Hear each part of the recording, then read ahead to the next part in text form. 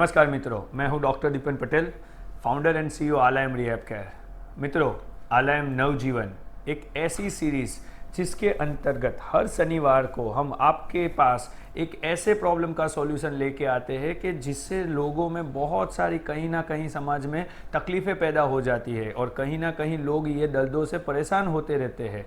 लेकिन कई बार ये रोगों के बारे में जो प्रॉपर हमारी जानकारियाँ नहीं होती है, उसके ही हिसाब से हम ज़्यादा परेशान हो जाते हैं। और जब हमें ये दर्द का निवारण नहीं होता है, जब हमारा सॉल्यूशन नहीं होता है, तो हम ये मान लेते हैं कि ये दर्द हमें परमानेंट रहेगा और हम कई बार तो साइकोलॉजिकल डिप्रेशन में भी चले जाते हैं। ये हमारा उद्देश्य है कि जितने भी लोगों को ये कोई भी टाइप की जो परेशानियाँ होती है, जो दर्द होता है, उसके बारे में हम प्रॉपर जानकारी आपको 4D टेक्नोलॉजी और एडवांस मेडिकल के द्वारा समझाए। मित्रों, आज का हमारा टॉपिक है ऑस्टियोआर्थराइटिस, माने के घुटने का दर्द। यह प्रॉब्लम आजकल बहुत ही सामान्य हो गया है और हर घर में कोई ना कोई तो यह दर्द से परेशान है ही।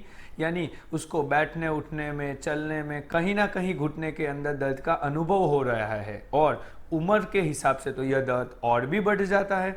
माने कि जब भी हमारी उम्र 45 से ज़्यादा हो जाती है, तब ये घुटने के दर्द की समस्या, ऑस्टियोआर्थराइटिस की समस्या और बढ़ जाती है। खासकर यह दर्द लेडीज़ों में ज़्यादातर पाया जाता है। आज हम जानेंगे कि यह दर्द होता क्या है, उसके लक्षण क्या होते हैं, उसके अंदर हम सारवार क्या कर सकते हैं और कैसे हम सर्जरी के ऑपरेशन के बिना भी यह दर्द को ठीक कर पाए। आइए जानते हैं ऑस्टियोआर्थराइटिस, घुटने का दर्द। सबसे पहला लक्षण जो घुटने का दर्द का होता है, वो हमारे घुटने के आसपास की जो मांसपेशियां होती है उसके अंदर सूजन आ जाता है। कई बार को उसके ऊपर की जो त्वचा होती है उसके ऊपर लालास आ जाती है। माने कि जब भी हम उसको टच करेंगे तो हमें उसके ऊपर गर्माहट का अनुभव होने लगता है। यही हमारे सूजन का सबसे पहला लक्षण माना जाता है।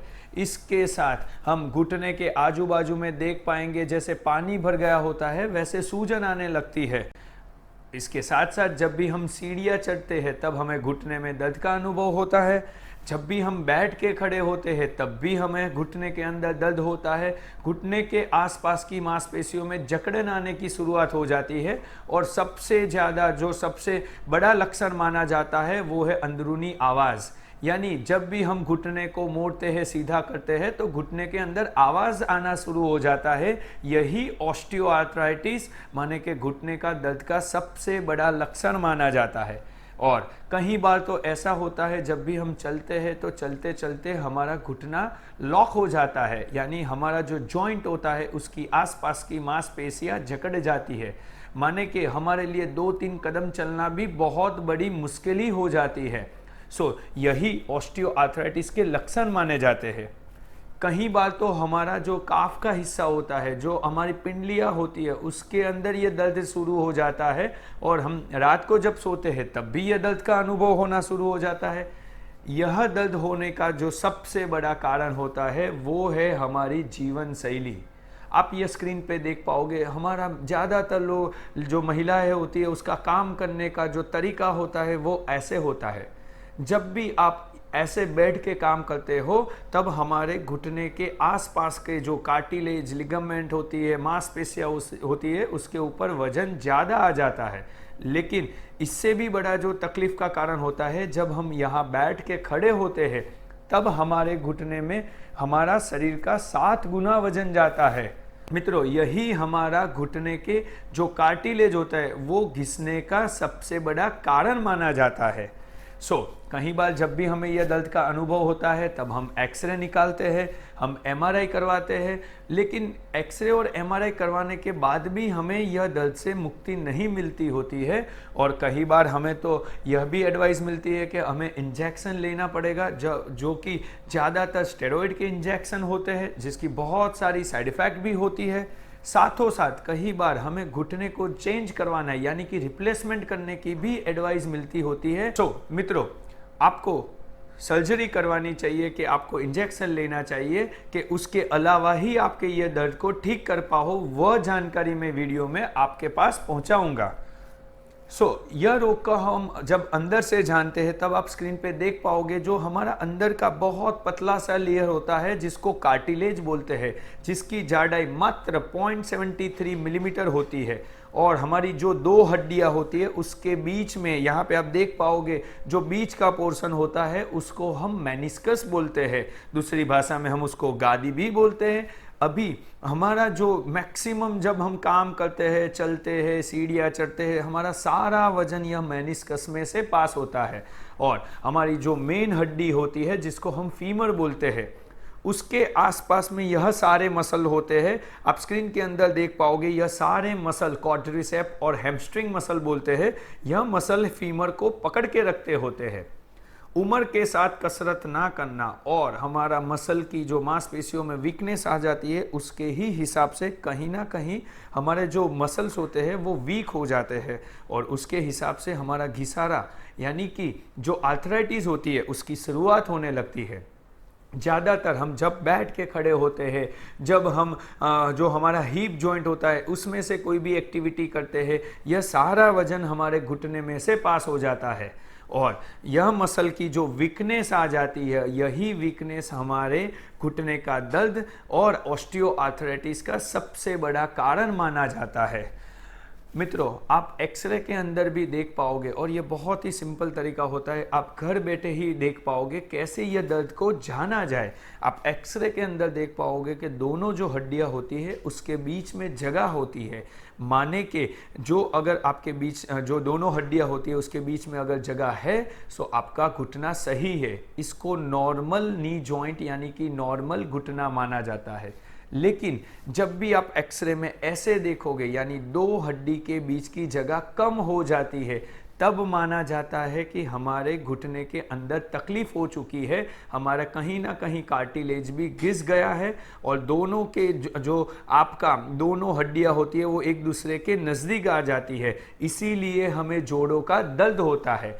यह समझना बहुत ही ज़रूरी है।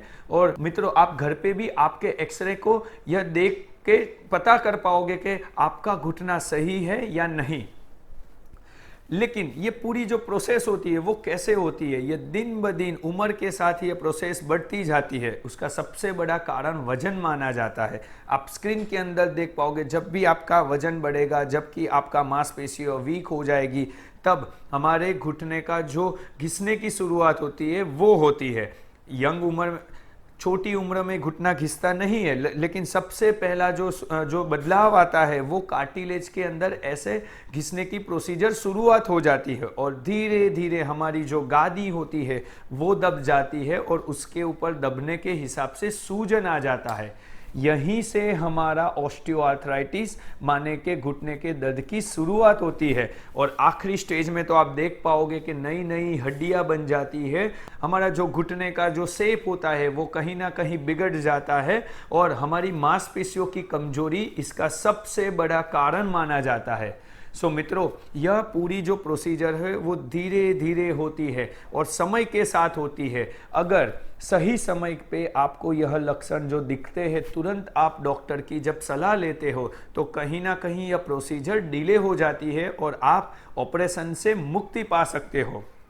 लेकिन मैंने बहुत सारे लोगों को देखा है जब भी उसको घुटने में दर्द होता है वो दर्द की गोलियां ले लेते हैं। मित्रों, यह पूरे जो प्रॉब्लम होता है इसका निवारण नहीं होता है। इसके हिसाब से हमारे पेट के अंदर अल्सर होने लगते हैं, कई बार तो हमें बहुत सारी किडनी की साइड इफेक्ट होती है। हो सके तब तक ये दवाई आप अवॉइड कीजिए, इसका सेवन मत कीजिए। आप घर बैठे ही कैसे सारवार कर पाओ, मेरा ऑलवेज ये कर्तव्य होता है कि आपको ऐसी एडवाइस दूं कि आप घर बैठे कैसे इसकी सारवार कर पाओ। इसका जो फॉर्मूला होता है इसको हम बोलते हैं RICE, माने कि राइस प्रोटोकॉल। R का मतलब होता है रेस्ट, I का मतलब होता है आइस पैक, C का मतलब होता है कंप्रेशन और E का मतलब होता है एलिवेशन। आइए जानते हैं ये आपको कैसे फॉलो करना है। सबसे पहला जो होता है उसको बोलते हैं रेस्ट, माने कि जब भी आपको दर्द होता है तब घुटने पे जो अधिकतर वजन जाता है उसको आप अवॉइड कीजिए। माने कि आपको बहुत ज़्यादा सीढ़ियाँ नहीं चढ़नी है, बहुत नीचे बैठना नहीं है, जो हम पलाठी लगा के बैठते हैं वो नहीं करना होता है, तो यह सब आपको अवॉइड करना है। दूसरा, बहुत सारी महिलाएं, जब हम किचन में जब काम करते रहते हो तब आप लंबा खड़े रहते हो, किचन में एक छोटा सा स्टूल रखने की हैबिट लगा लो और आधा पौना घंटा काम करते हो, 5 मिनट स्टूल के ऊपर बैठ जाओ, उसके बाद फिर से आप काम करो। यानी कि सतत जो आप काम करते हो उसको आपको तोड़ना है। साथों साथ बहुत ही जरूरी होता है आइस पैक, माने कि आई। अभी आपके घुटने के आसपास ऐसे आइस पैक लगा के दिन में 2 से 3 बार रखना है और 15 मिनट से अधिकतम यह नहीं करना है। लेकिन जब भी आप 15 मिनट भी यह करोगे, आपका जो मांसपेशियों के अंदर, लिगामेंट के अंदर जो सूजन आ गया होगा, कहीं ना कहीं यह सूजन कम हो जाएगा। साथ में कहीं लोग जो पट्टा होता है वो गलत तरह से पट्टा बांधते हैं। यह पट्टा बांधने से उल्टा आपकी मांसपेशियों के अंदर दबाव ज़्यादा हो जाएगा और आपका जो एंकल का पोर्शन होता है, नीचे पाँव का पोर्शन होता है, उसके ऊपर सूजन बढ़ जाएगी। सो गलत तरीके से कभी पट्टा मत लगाओ। साथों साथ बहुत ही ज़रूरी होता है कसरत। हम लोग ऐसे जब भी दर्द होता है तब हम कसरत करने लगते हैं। दोस्तों, मित्रों, यह आपको याद रखना है, जब भी हमें दर्द होता है तब कसरत नहीं करनी है, तब हमें रेस्ट करना होता है। अधिकतम चलना, अधिकतम सीढ़ियाँ चढ़ना, यह सब एक्टिविटी हमें कम कर देनी होती है। आपको जो प्रॉपर नी कैप होती है वो पहननी होती है। जब भी हम लंबा खड़े रहते हैं, चलते हैं, तब प्रॉपर नी कैप का इस्तेमाल कीजिए। बहुत छोटी भी नहीं होनी चाहिए, बहुत बड़ी भी नहीं होनी चाहिए, आपकी साइज के हिसाब से आप नी कैप का इस्तेमाल कीजिए। ई का मतलब होता है एलिवेशन, माने कि आपको सीधा सो के पाँव के नीचे 3 से 4 तकिया लगाना है, जिसके हिसाब से आपका जो ब्लड सप्लाई होता है वो बढ़ जाएगा और कहीं ना कहीं घुटने के अंदर जो सूजन आ गया होता है वो धीरे धीरे कम होने लगता है और नेचुरल यानी कुदरती तरीके से आपका जो पेन होता है वो कम हो जाएगा और आपको दवाइयाँ जो पेन किलर्स होती है उसका सेवन नहीं करना पड़ेगा। मित्रों, पानी एक ऐसी चीज़ है जो हमें दिन में अधिक से अधिक पीना होता है।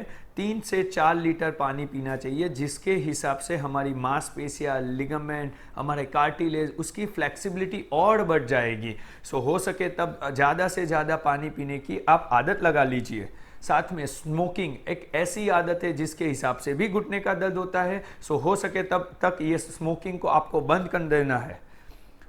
अभी व्यायाम, घुटने के लिए सबसे अधिकतर और उत्तम सारवार जो मानी जाती है वो है घुटने के आसपास की मांसपेशियों का व्यायाम, क्योंकि प्रॉपर कसरत व्यायाम करने से मांसपेशियों के अंदर खून यानी कि ब्लड सर्कुलेशन बढ़ जाएगा और उसकी जो स्ट्रेंथ होती है, माने कि उसका जो ताकत होती है वो बढ़ जाएगी और कहीं ना कहीं आपको जो दर्द होता है चलने में, सीढ़ियाँ चढ़ने में, बैठ के खड़ा होने में, वो सब कम होने लगेगा।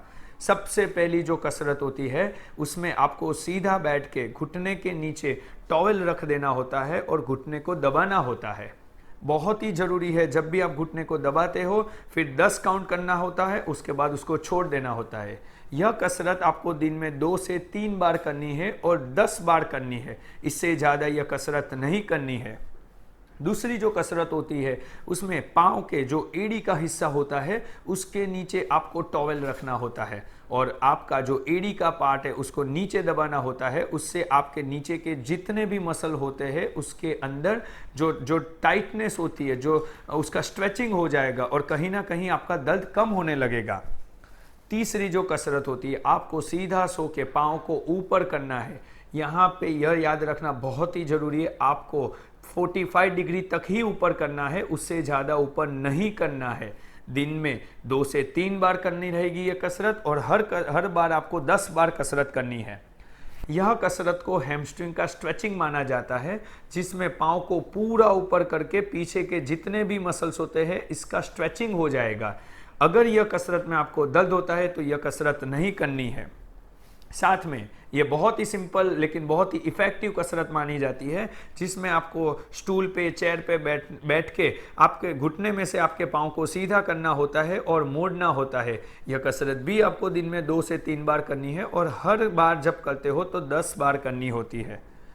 मित्रों, इसके साथ बहुत ही ज़रूरी होता है स्ट्रेचिंग, यानी कि आपके जो काफ मसल होते हैं इसको हमें स्ट्रेचिंग करना होता है। इस तरीके से आपके पंजे को आपकी ओर खींचना है, जिसके हिसाब से आपका काफ मसल स्ट्रेच हो जाएगा। कहीं ना कहीं यह स्ट्रेचिंग करने से आपकी चलने की जो कैपेसिटी होती है वो बढ़ जाती है। अभी सबसे ज़्यादा ज़रूरी होता है आपका चलने का तरीका। मित्रों, यह जरूरी नहीं है आप कितना चलते हो, जरूरी यह है आप कैसे चलते हो। आप स्क्रीन के अंदर देख पाओगे जो पहला तरीका है उसको उत्तम तरीका माना जाता है, जिसके अंदर आप चलते हो, आपका पोस्चर बहुत ही सीधा रहता है। लेकिन दूसरा और तीसरा तरीका गलत है। यह तरीके से अगर आप चलोगे तो आपके घुटने के ऊपर जो वजन आता होता है वो बढ़ जाएगा और कहीं ना कहीं आपकी मांसपेशियों के अंदर सूजन आ जाएगा। जब भी आप चलते हो दोनों पाँव के बीच में प्रॉपर आपको जगह रखनी है। नहीं तो आपके दोनों पाँव को साथ में रखना होता है, नहीं तो आपके पाँव को बहुत दूर रखना होता है। इसीलिए मैं आपको एक टेक्निक सिखाऊंगा जिसको हिल टू टो पैटर्न बोलते हैं। आप स्क्रीन के अंदर देख पाओगे जैसे ही आप चलोगे सबसे पहले आपको एड़ी का रखना होता है, उसके बाद आपको पंजा रखना होता है। इसे हिल टू टो पैटर्न कहते हैं। यह तरीके से चलने से आपका जो हिप है, नी जॉइंट है और एंकल जॉइंट है वो एक अलाइनमेंट में आ जाएगा। यही सही तरीका होता है चलने से। मैं आपको फिर से बोलूंगा, हिल टू टो चलने की आपको आदत लगानी है, क्योंकि यह तरीके से चलने से आपका घुटने की फ्लेक्सिबिलिटी भी बढ़ेगी और कहीं ना कहीं जब हम टेढ़े चलते होते हैं वो ऑटोमेटिकली सीधे चलते हो जाते हैं। मित्रों, हमारा उद्देश्य है कि रोग को बहुत ही सिंपली तरीके से आपके तक पहुंचाया जाए। आशा रखता हूं यह वीडियो से आपको घुटने का दर्द, ऑस्टियोआर्थराइटिस के बारे में सभी जानकारियों मिल गई होगी। यह वीडियो के बाद आप खुद भी डिसाइड कर पाओगे कि विदाउट सर्जरी, विदाउट इंजेक्शन आप कैसे यह दर्द को ठीक कर पाओ। फिर भी अगर आपको कोई भी तकलीफ होती है तो हमारी पूरी टीम कंसल्टेशन के लिए अवेलेबल होती है और हमारा उद्देश्य रहता है कि हम 4D मेडिकल टेक्नोलॉजी से प्रिसाइज डायग्नोसिस करें, माने कि आपका जो दर्द है वो बहुत एक्यूरेटली हम उसको डायग्नोस कर पाए। मित्रों, गुजरात के अंदर 20 से ज्यादा शहरों में हमारी ऑफिस है और 175 से ज्यादा डॉक्टर की हमारी टीम पूरे गुजरात में काम कर रही है। आपको अगर कंसल्टेशन के लिए जरूरत हो तो आप हमारे ये नंबर पे मिस कॉल कर सकते हो। हमारी टीम आपको अपॉइंटमेंट के लिए जरूर से मदद करेगी। मित्रों, कमर का दर्द, घुटने का दर्द, साइटिका, माइग्रेन, टेनिस एल्बो, ऐसे कई सारे रोगों के अंदर अभी तक हमने 17,000 से ज्यादा लोगों को मदद की है। और हमारी टेक्नोलॉजी जिसको हम ई लेसर कैलमेटिव बोलते हैं, cold laser and nano current technology, जो ज़्यादातर कोई भी मस्कुलोस्केलेटल पेन के अंदर कोई भी दवा साइड इफेक्ट के बिना नेचुरल रिपेयर और हीलिंग से काम करती है और दर्द को अंदर से ही ठीक करती है। उसके साथ ज़रूरी होता है एक्सरसाइज करना। हम पेशेंट को एडवाइस करते हैं जो भी एक्सरसाइज हम सिखाते हैं वो आपको कंटिन्यूअस चालू रखनी होती है।